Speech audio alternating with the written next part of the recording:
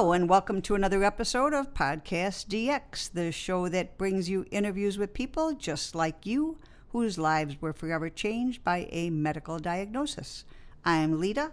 I'm Ron. And I'm Jane Murray. Collectively, we are the hosts of Podcast DX. On today's show, we are going to talk about something that has affected one of our staff here at Podcast DX. Wait a minute. Is this another episode about me? No.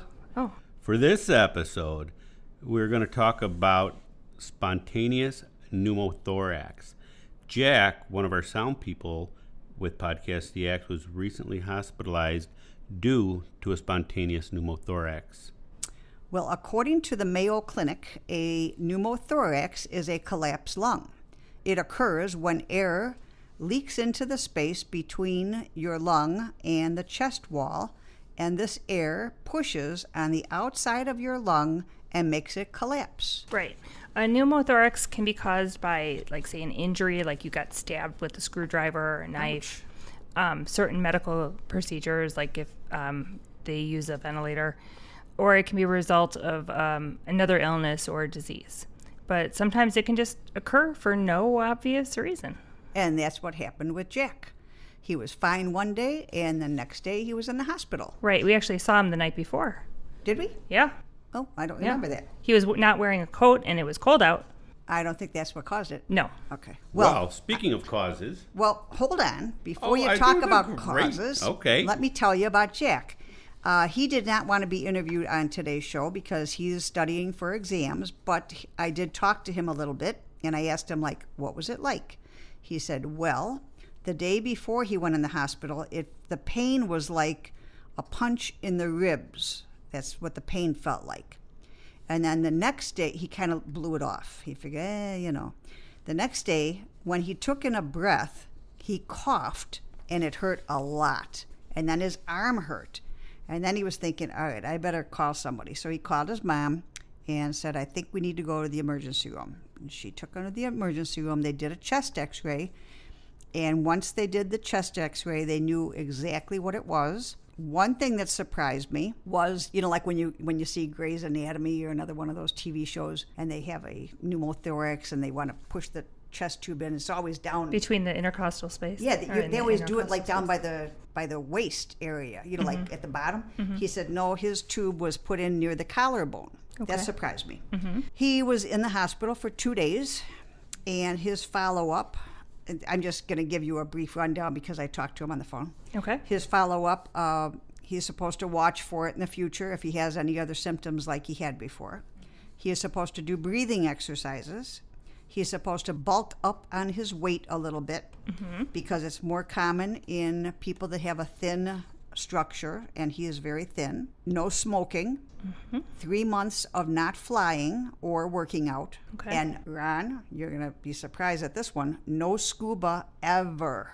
Actually, I knew that. That was one of the things. Did you? Yeah, that was one of the things I was going to say to you if you had any inclinations of wanting to dive on the form that has the medical questions. One of the absolute, there's a medical questionnaire that you have to fill out and then have your doctor sign off. Right. But one of the absolute things that will prevent you from diving is having a pneumothorax. And that's forever. It's not, for a short period of time or even for a length of time. It's that's it. You'll have to do it VR. Use virtual reality if you ever wants to go scuba diving. He could do a virtual reality diving. I think that would be nice. So anyway, that was all of the stuff that I got from Jack. Okay. Well, earlier you were talking about symptoms. The symptoms of having a pneumothorax, they may include a shortness of breath or sudden chest pain. A pneumothorax can be life-threatening, that we talked about, and it also requires immediate medical intervention. Sure. What are some of the risk factors for developing a pneumothorax, Mom? Well, I don't know personally, but I looked it up. And according to the Mayo Clinic, the risk factors may include your sex. Basically, men are far more likely to have a pneumothorax than women. You can have a lower risk if you do not smoke. Okay. Smoking increases your risk. Okay. People who are very tall and underweight are at a higher risk of developing a pneumothorax. So I strongly suggest being short and heavy. I'm good there. Also, there are types of pneumothorax that appear to run in families. Okay, so there could be a genetic link there. Oh, that's what that meant. Yep. And if you have an underlying lung disease, especially if you have chronic obstructive pulmonary disease or COPD, you may be more likely to have a collapsed lung. Really? Yeah. Oh, I didn't know that. Well, that would be one of those underlying health conditions or Okay, diseases. okay. I know a couple of people that have COPD. Yeah, well, they have to be careful. If I'll they have have to sudden let them know. pain and different. Well, I sort mean, of like, because they feelings for shortness of already breath. have shortness of breath. Right. Hopefully, they're being closely monitored. Okay. And if you've had a pneumothorax in the past, you're at an increased risk of having another one, and actually within 2 years. So you want to really be careful about that, and that's something I'm sure Jack was told to watch out for. Okay. Yeah, we'll have to make sure that he knows that just Yeah. in case he doesn't. Yeah. Your healthcare provider, they may use an X-ray, a CT scan, or a combination of the two to help diagnose a pneumothorax. Right. Like with Jack, they took an X-ray, and they knew right away, looking at that X-ray, That it was he a had. collapsed lung? Yeah. What does a collapsed lung look like? I'll show you a picture. Is it like a blank space or a dark space? It's like I think it's a dark space. I'll show you on the X-ray, Okay. All right. and we can post an X-ray online. Okay, that would be good. Okay. So, as we talked about, the course of treatment for a pneumothorax will depend on the cause and on many other factors. Yeah, like if it's a screwdriver, they'll be. Right, take the screwdriver out first and probably put in something to take the place Yeah, of it. never remove the object from the person. Let Never the remove hospital the do that. screwdriver? No, never remove the screwdriver or the knife. Okay. Am I missing something over here? Well, no, don't you ever see that? He doesn't watch Grey's Anatomy or any of those good stuff. Well, no, once they get to the hospital, let the hospital do it. You always like transport. Haven't you ever seen, I'm like, on kidding with TV you. where, Okay. where you see the knife bouncing in the person as they're breathing? You know, like there's a knife in them and they're breathing. This is on TV, but... I just saw an episode on, what is Chicago? MASH? Oh, Chicago Fire. Yeah. Where a guy got a dart Ooh. thrown at his head, and they told him not to take it out, not to take it out, not to take it out. Yeah. Of course, what do you think he did? Took it out. He passed out. Oh, well, that's Oh. fine. Well, that's different. Yeah.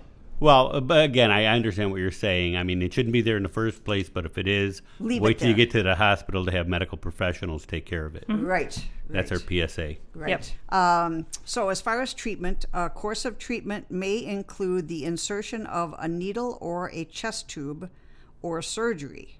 Right. To help alleviate it and also to prevent. I think that From chest tube happening stayed again. in for a day, if I remember, for Jack when he was in the hospital. I think they left it in for a whole day. I know he said it was not fun. No, he was was not. not No, happy. he was not having fun with that one at all. Well, Jack, I know we all wish Jack our very best. Yes, And but he's already back at work. okay. Yep, He's a he tough went, kid. He went back to work 3 days later, so it didn't hold him down very long. Awesome. Well, I hope that this episode was very... Scary. No, I don't hope it was scary. I hope it was very informative for our listeners out there. And we also found out a little bit more about what Jack was going through with the pneumothorax. Yes, it was probably very scary for him. And when in doubt, go to the hospital. It was good that he went Yes. and didn't ignore it. Well, that's true. I mean, you know, and he's a young guy. I mean, he's still in college, and you know, Right. sometimes young people think they're invincible, and But he was smart. he was very smart, and he did the right thing, and they took care of him. Yep. I was totally flabbergasted when you told me what had happened. Well, that's like we were flabbergasted when we heard that your son was injured in a karate tournament and fractured his elbow. Yeah, I We've think we'll had save just- that one for we've had another. we've had a bunch of injured people recently. We had Yeah. 8 family members in the hospital in 1 week. Yeah, that's enough. That is not a contest I want to be winning. Yeah. No. Well, if you have any questions or comments related to today's show, you can drop us a line at podcastdx@yahoo.com, through our website, podcastdx.com, on Facebook, Twitter, Pinterest, or Instagram. And if you have a moment to spare, please give us a 5-star review wherever you get your podcast. As always, please keep in mind that this podcast is not intended to be a substitute for professional medical advice, diagnosis, or treatment.